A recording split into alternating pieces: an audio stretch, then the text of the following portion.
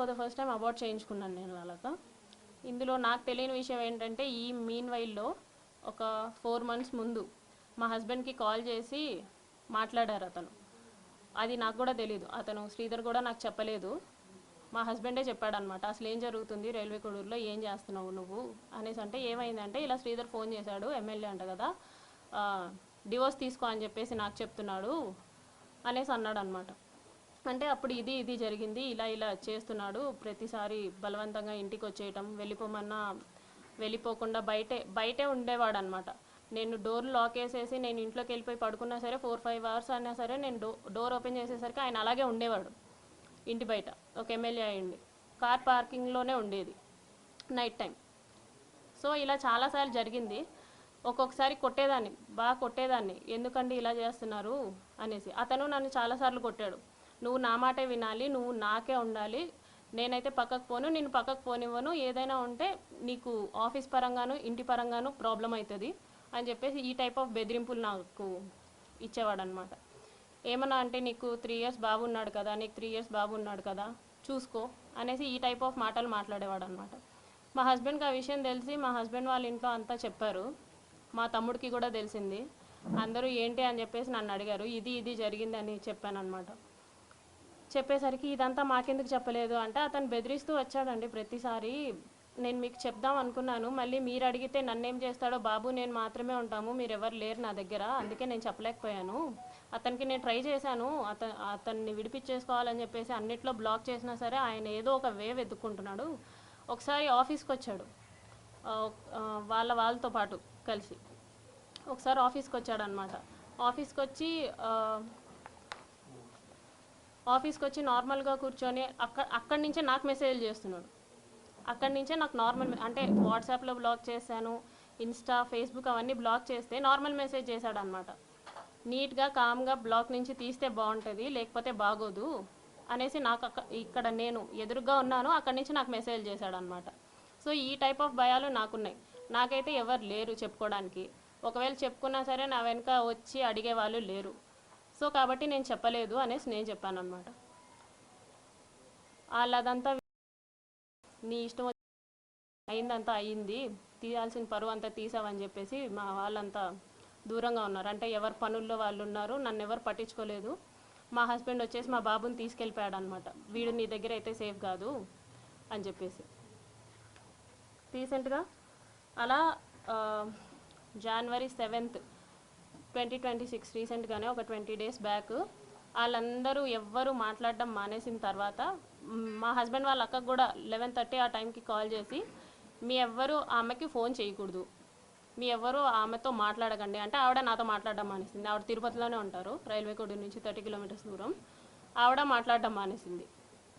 ఇదంతా అయిన తర్వాత January 7th నేను నిన్ను పెళ్లి చేసుకోలేను, నువ్వేం చేసుకుంటావో చేసుకో, నువ్వేం చేస్తావో కూడా నేను చూస్తాను అని చెప్పేసి చెప్పారనమాట. ఇదంతా చేసి నువ్వు పెళ్ళెలా చేసుకోకుండా ఉంటావు, 1.5 సంవత్సరంగా నువ్వు నన్ను ఎంత నాశనం చేసావు, పెళ్ళెలా చేసుకోకుండా ఉంటావు అనేసి నేను అడిగాను. అంటే నేనైతే పెళ్లి చేసుకోను, నా రీజన్స్ నాకున్నాయి, నేనైతే పెళ్లి చేసుకోను, నువ్వేం చేసుకుంటావో చేసుకో అనేసి అన్నారు. ఆ తర్వాత అతని ఫోన్స్ 2 స్విచ్ ఆఫ్.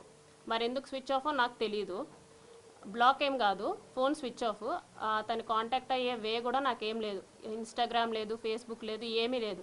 అవన్నీ బ్లాక్ చేశారో మరి తీసేశారో నాకు తెలీదు. సో నేను డైరెక్ట్గా వెళ్ళా వాళ్ళ ఊరికి. మా ఊరు నుంచి 12 kilometers దూరం ముక్కవారిపల్లికి సార్తో మాట్లాడడానికి వెళ్ళాను అనమాట. అంటే ఇతన్ని ఎమ్మెల్యేగా నిలబెట్టిన అతను ముక్క రూపానంద రెడ్డి అనేసి ఉన్నారు, ఆయన్ని కలవడానికి వెళ్ళాను. ఇతన్ని కలిసి ఏంటి అనేసి అడగడానికి వెళ్ళాను. వాళ్ళెవ్వరూ నాతో మాట్లాడడానికి రెడీగా లేరు. ఈవెన్ వాళ్ళందరికీ ఎప్పటి నుంచో ఈ విషయం తెలుసు. నేనే 1.5 years నుంచి కన్వే చేస్తున్నా ఏంటని, వాళ్ళ పేరెంట్స్కి కానీ, ముక్క రూపానంద రెడ్డికి కానీ, వాళ్ళ వైఫ్కి కానీ అందరికీ నేను చెప్పుకుంటూ వస్తున్నాను. పోలీస్ కంప్లైంట్ ఫస్టే ఇవ్వచ్చు, కాకపోతే ఇప్పటికీ నా కంప్లైంట్ తీసుకోలేదు ఎస్పీ ఆఫీస్లో తిరుపతిలో. ఇంత జరిగిన తర్వాత కూడా నేను ఎస్పీ ఆఫీస్కి వెళ్తే అక్కడ ముందే ఇన్ఫర్మేషన్ ఉందంట, ఈ అమ్మాయి కంప్లైంట్ తీసుకోకండి అనేసి. ఇక్కడ కోడూరులో పోలీస్ స్టేషన్కి వెళ్తే వాళ్ళమ్మ నా మీదే ఎఫ్ఐఆర్ ఫైల్ చేసిందంట, నేనేదో బ్లాక్మెయిల్ చేస్తున్నాను అతన్ని అనేసి. ప్రూఫ్స్ లేవు, వాళ్ళ సేఫ్ సైడ్ వాళ్ళు చూసుకుంటున్నారు. నన్ను మీట్ అవ్వడానికి ఎవ్వరూ రెడీగా లేరు. ఎన్నోసార్లు వెళ్ళా. మా మావయ్య కూడా వచ్చారు, మా మావయ్య భాస్కరు, ఆయన కూడా వచ్చారు. ఆయనతో పాటు వెళ్ళాను అనమాట. వాళ్ళు పెద్ద పెద్ద వాళ్ళు వచ్చినా కూడా, మా తరపున వాళ్ళు ఎవరు వచ్చినా కూడా వాళ్ళు మాట్లాడడానికి రెడీగా కూడా లేరు. వాళ్ళ అమ్మ నాన్న కానీ ఫోన్ కాల్స్ కానీ ఏదైనా కానీ మాట్లాడడానికి రెడీగా లేరు. నేను చాలా ప్రయత్నించిన తర్వాతే ఇప్పుడు మీ అందరి ముందుకు వచ్చా. యా, మొన్న సంక్రాంతికి చంద్రబాబు నాయుడు గారు నారావారిపల్లికి వచ్చారనమాట. ఎస్పీ ఆఫీస్లో తీసుకోవట్లేదని చెప్పేసి నేను డైరెక్ట్గా చంద్రబాబు గారికి ఇచ్చాను కంప్లైంట్.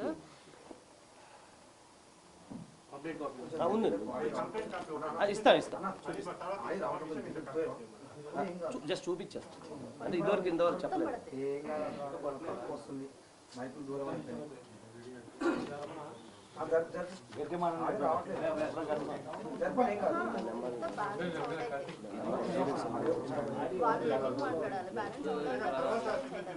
అయిపోయింది 2 minutes.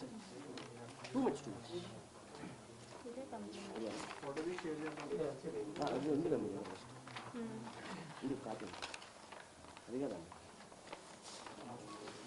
అంటే మీకు అంటే కంప్లైంట్ అయితే నేను చూపించడానికి కంప్లైంట్ అయితే ఏమి ఇచ్చాను,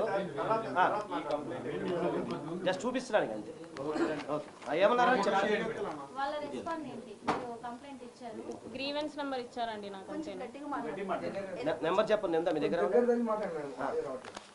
గ్రీవెన్స్ నెంబర్ కూడా చెప్పండి.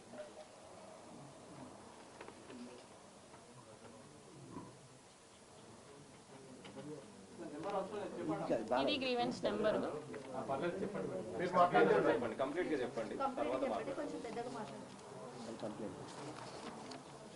కంప్లైంట్ తాలూకు గ్రీవెన్స్ కంప్లైంట్ ఇచ్చారు చంద్రబాబు గారికి, ఏం చెప్పారు? ఆయన అర్జీలు తీసుకుంటారండి. ఆయన అప్పుడు అర్జీలు తీసుకుంటారు ప్రజల దగ్గర నుంచి. నేను బ్రీఫ్గా ఎక్స్ప్లెయిన్ చేశాను. సో దట్ ఎమ్మెల్యే విషయం అయితే నన్ను పిలిపించైనా మాట్లాడతారు అన్న ఎక్స్పెక్టేషన్స్తో నేను వెళ్ళాను అనమాట. కాకపోతే ఆయన ఏంటంటే అంతమంది ప్రజల్లో జస్ట్ అందరి నుంచి తీసుకునేలాగా అర్జీలు తీసుకొని కలెక్టర్ ఆఫీస్కి చేరవేస్తే నాకు కలెక్టర్ ఆఫీస్ నుంచి గ్రీవెన్స్ నెంబర్ వచ్చింది.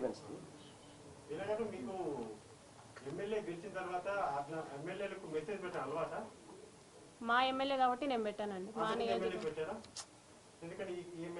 ఎందుకంటే నేను జాయిన్ అవ్వక ముందే అతను ఎమ్మెల్యే అయిపోయాడు కాబట్టి, మా ఇంతకు ముందు ఎమ్మెల్యే కొరమట్ల శ్రీనివాస్ గారు. మీ హస్బెండ్ కి మీకు ఎన్ని రోజులు అయిందండి? అంటే ఎన్ని రోజుల నుంచి మీరు విడిగా ఉంటున్నారు?